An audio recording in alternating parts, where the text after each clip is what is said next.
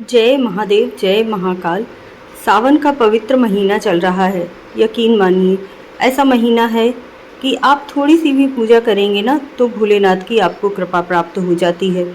इसीलिए मैं कहती हूँ कि इस माह में आप विशेष रूप से मंत्र नहीं पढ़ पाते हैं। बहुत से लोग हैं जो घर गृहस्थी में इतना ज़्यादा बिजी रहते हैं कि बहुत थोड़ा सा समय निकाल पाते हैं पूजा पाठ करने के लिए। लेकिन यह सावन का महीना बहुत ही खास होता है। आपको कौन कौन से कार्य इस सावन महीने में करने चाहिए जिससे कि आपके ऊपर भोलेनाथ की, शनि भगवान की और बजरंग बली महाराज की तीनों की कृपा हो जाए।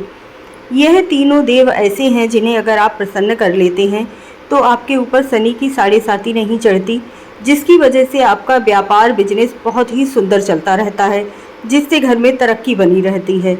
और बजरंग बली महाराज तो ऐसे हैं जो आपको किसी भी कार्य में बाधा आने ही नहीं देते हैं, हमेशा आपको प्रगति के रास्ते की ओर ले जाते हैं। भोलेनाथ तो सबसे ज़्यादा भोले हैं, ऐसी कृपा करते हैं कि अकाल मृत्यु भी टल जाती है। आपके घर में कभी भी किसी भी प्रकार का रोग नहीं आता है, अकाल मृत्यु टल जाती है, आपकी सारी मनोकामनाएं चुटकियों में पूर्ण हो जाती हैं। इस माह में आप सुंदरकांड का पाठ ज़रूर कीजिएगा। अगर प्रतिदिन कर सकते हैं तो बहुत ही अच्छी बात है, नहीं तो मंगलवार और शनिवार के दिन तो ज़रूर कीजिए।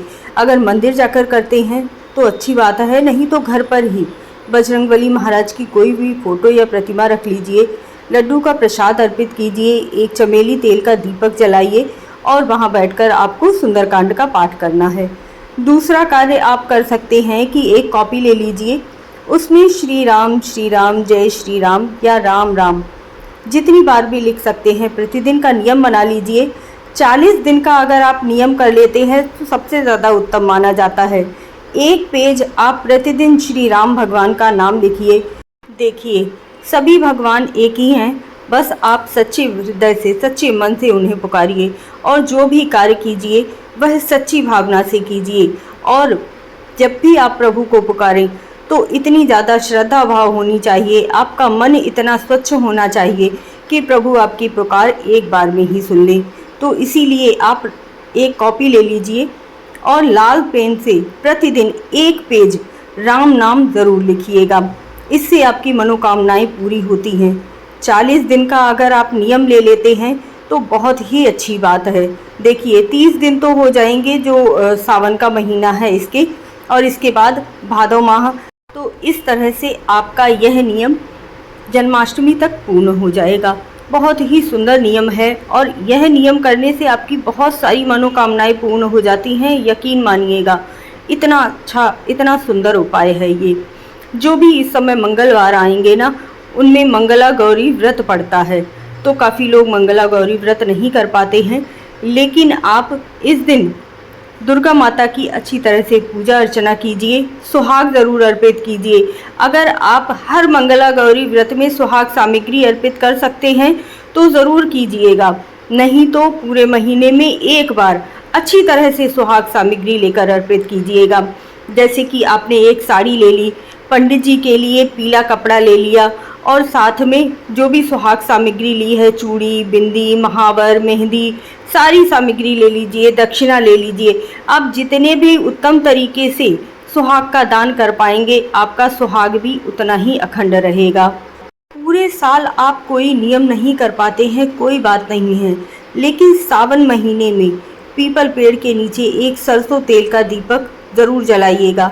4 शनिवार पड़ेंगे, इन शनिवार के दिनों में पीपल पेड़ के नीचे जाकर आपको एक सरसों तेल का दीपक जलाना है।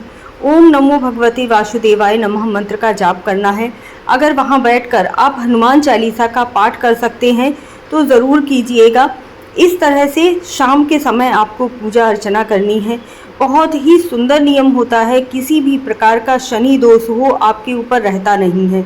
देखिए, शनि मंदिर तो हर जगह प्राप्त हो नहीं पाता है। मैं इतनी जगह रह चुकी हूँ तो मुझे यहाँ आकर शनि मंदिर मिला है, या फिर मैं नासिक में थी तो वहाँ भी शनि मंदिर बहुत पास था, तो मैं वहाँ पर जाया करती थी। मेरे बहुत सारे काम बनने शुरू हो गए थे जब मैं वहाँ पर थी।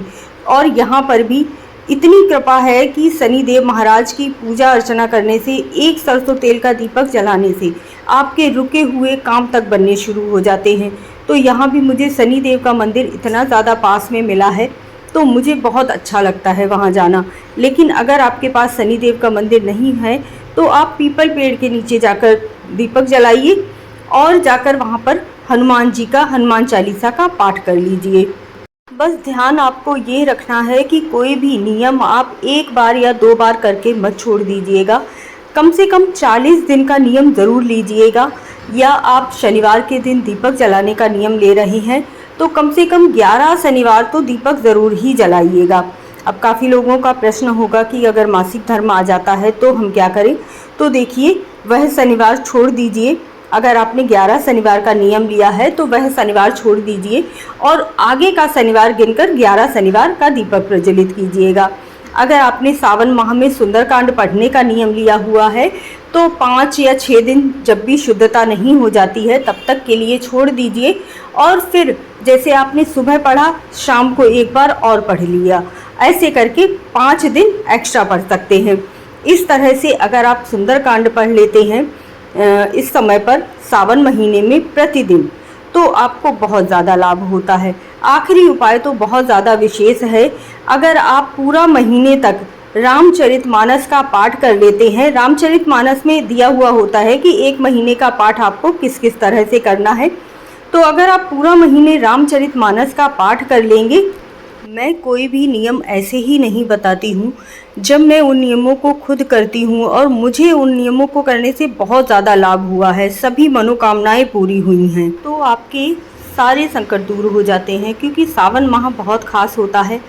शिव भगवान पार्वती माता को श्री रामचरितमानस का पाठ सुना रहे हैं और विशेष रूप से राम भगवान हनुमान जी का वर्णन है उसमें सुंदरकांड भी आ जाता है।